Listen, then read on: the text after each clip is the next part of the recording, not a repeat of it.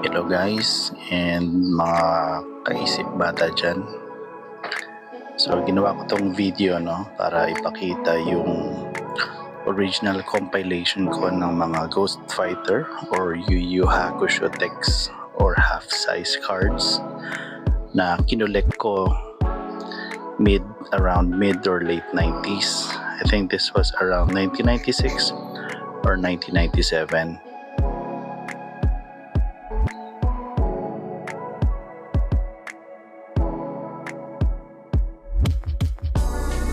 So galing yung mga cards, well karamihan dyan pinili ko. Bumibili ako ng banig-banig sa tindahan or minsan tingi-tingi rin. Yung iba rito na panalunan ko sa text na labanan. Pero during that time kasi medyo parang first year, second year high school na ako Pero sinimulan ko ito mga grade 6 I think. Kaya hindi na ako nakipaglaro masyado, nahiya na ako makipag-text kaya bumibili na lang ako.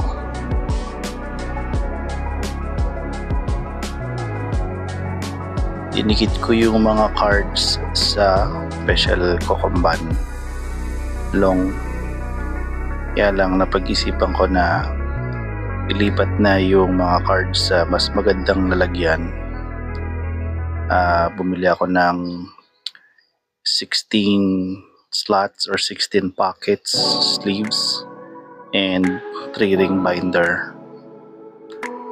And sa next video, pakita ko sa inyo yung resulta ng pag-transfer. So stay tuned, subscribe and like the video.